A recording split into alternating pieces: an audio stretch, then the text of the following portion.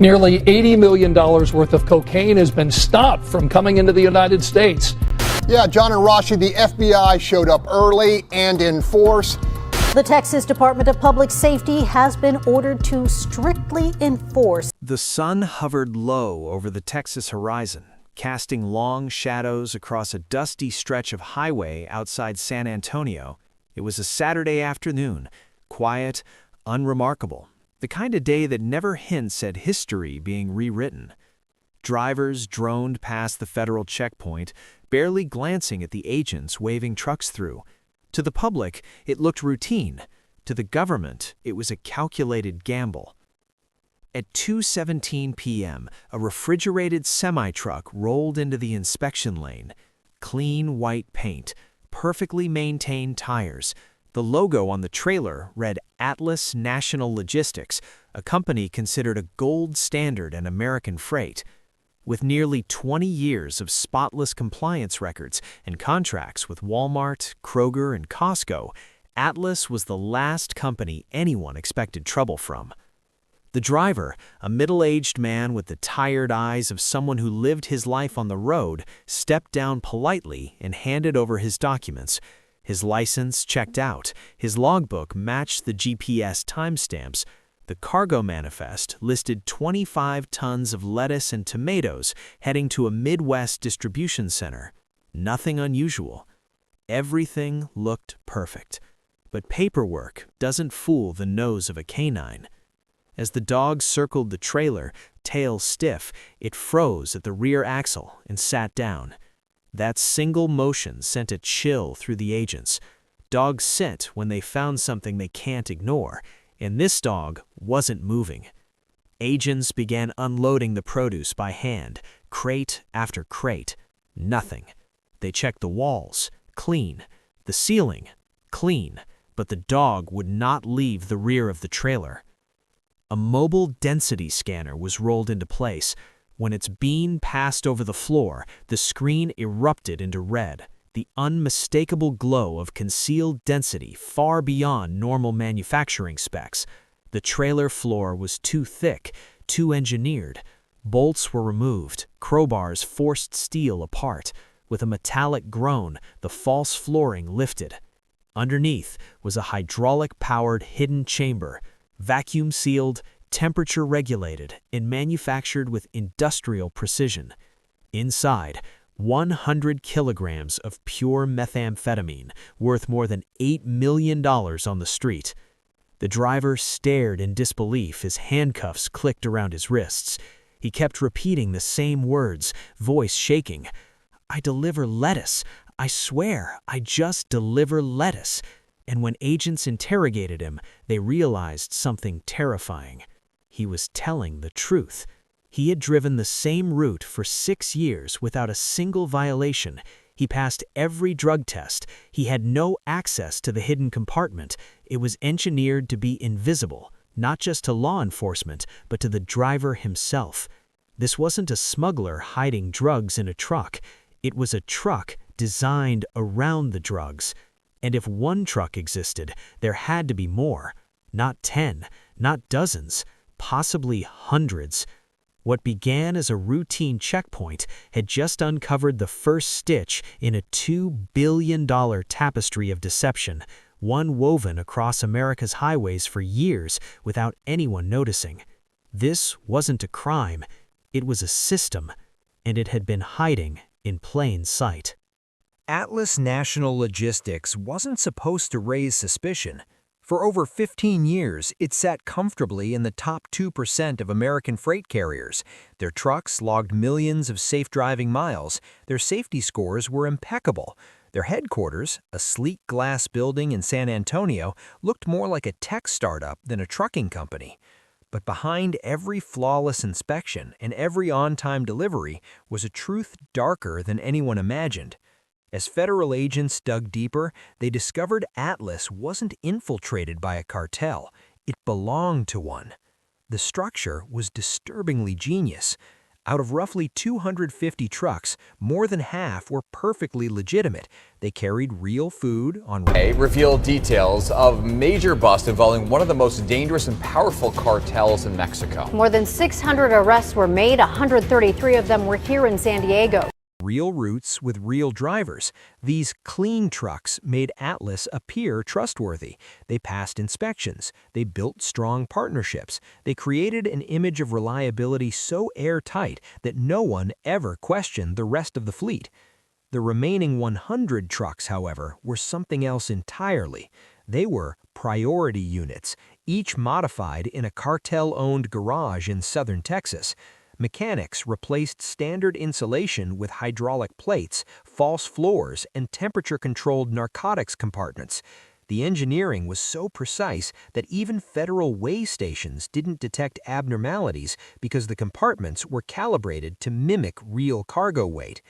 Atlas had built the perfect Trojan horse. But there was still one question. How did they avoid inspections strong enough to expose the modifications? That answer came from the second discovery, one far more disturbing than hidden compartments.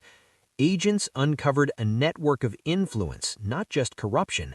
20 senior officials across zoning boards, transportation agencies, and traffic oversight departments had been subtly guiding Atlas through every regulatory obstacle for a decade.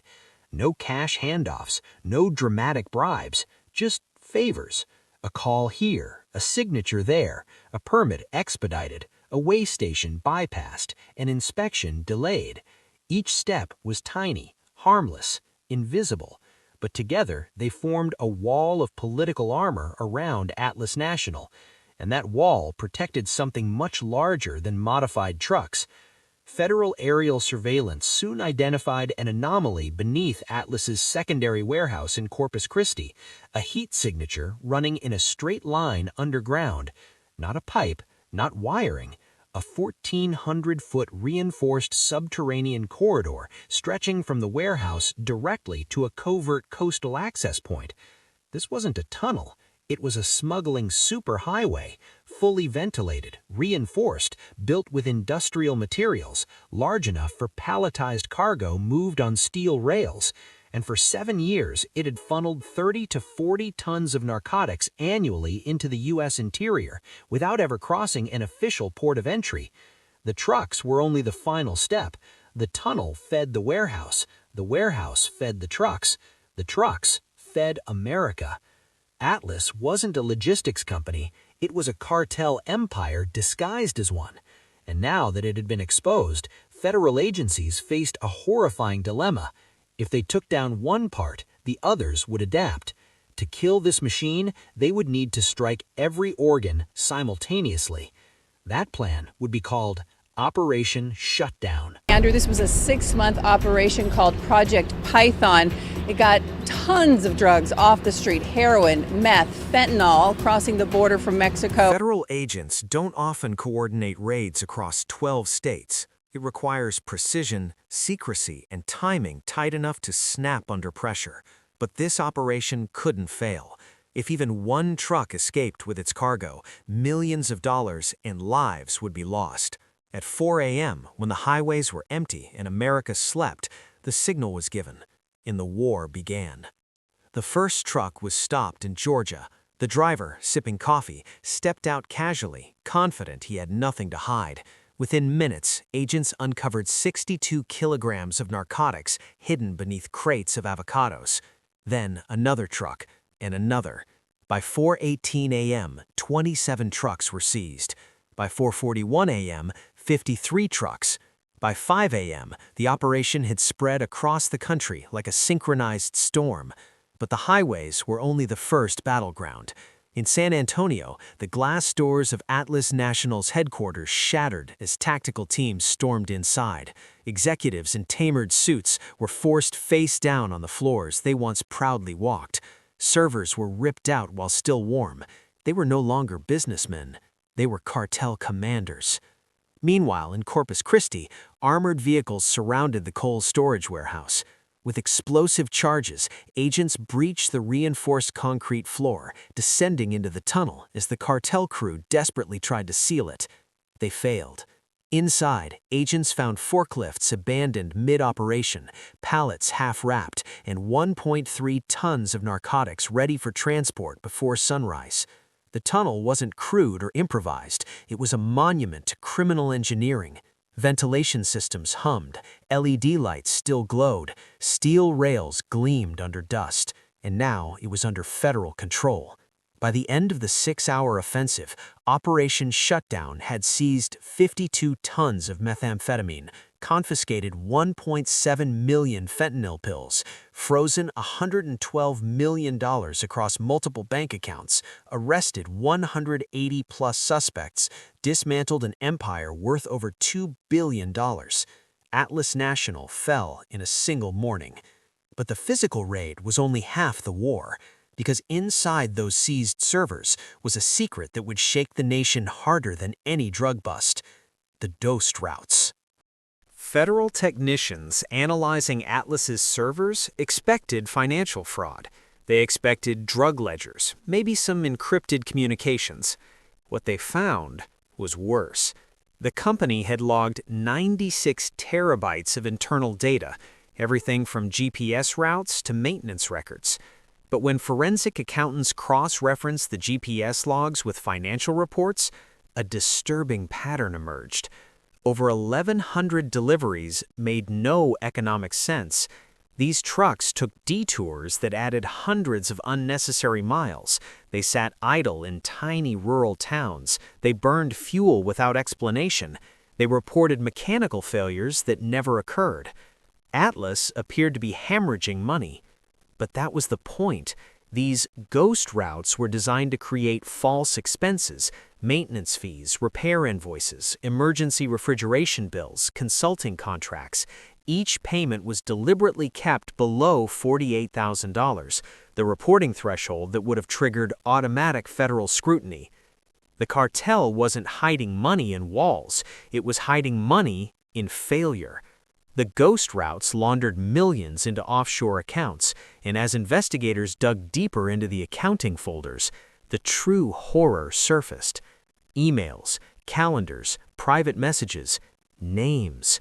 20 public officials, zoning directors, transportation commissioners, Port Authority members had been quietly steering laws, inspections, and enforcement away from Atlas for years, not through blatant bribery, through disguised political favors.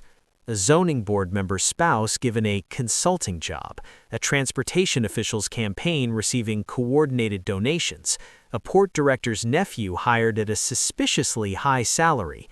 Inspections reassigned, audits postponed, permits rubber-stamped, each step tiny, each step subtle, each step deadly. These weren't corrupt crooks stuffing cash in suit pockets. These were polished professionals in clean offices, betraying public trust for influence. But corruption wasn't the worst revelation. When analysts overlaid Atlas's delivery routes with national overdose data, the results were devastating. Between 2017 and 2024, 430,000 meth-related overdoses occurred in counties served by Atlas priority routes. 112,000-plus deaths were directly tied to regions where the trucks operated weekly. Overdose mortality in those areas rose 68% faster than neighboring counties. Atlas didn't just move narcotics, it reshaped America's demographics. Entire communities hollowed out, grandparents raising children, teenagers overdosing on their first exposure, hospitals overwhelmed, rural towns crumbling.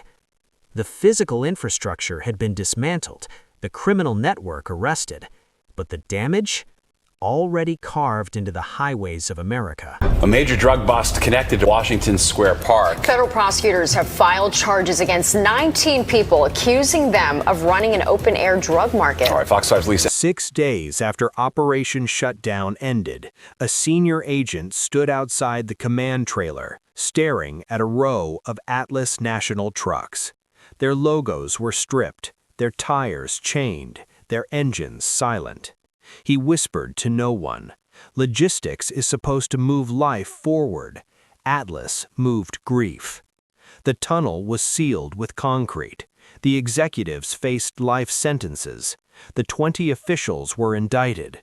The drivers, many innocent, were left jobless, confused, and traumatized. But the investigation wasn't over, because the final question still haunted every agent involved. If one cartel-owned company could hide inside the top 2% of U.S. logistics, how many others are still out there? Atlas National had operated for over a decade without detection, protected by politicians, disguised by legitimate deliveries, and engineered with military-level precision. It blended in perfectly. No violent confrontations, no dramatic shootouts, just paperwork, just deliveries, just quiet, relentless poisoning. The United States had dismantled the machine, but the blueprint remained. And somewhere on a highway, perhaps right now, another truck might be driving past you. Perfect paperwork, clean cargo, a friendly driver who believes he's carrying lettuce, but underneath, something far worse. The Atlas investigation is not just a story of corruption. It is a story of what happens when trust becomes a weapon, when a system built to feed millions is hijacked to destroy them, when entire communities are reshaped not by war or famine or disaster, but by the quiet hum of a diesel engine carrying death disguised as produce. As America looks toward rebuilding, prosecuting, and healing, the final message becomes clear. Corruption doesn't always wear a mask. Sometimes it wears a suit. Sometimes it drives a truck. And the fight is far from over. If you believe that the officials who protected this operation deserve the same prison sentences as the cartel leaders, share this story. Because justice doesn't end with arrests. It ends with accountability.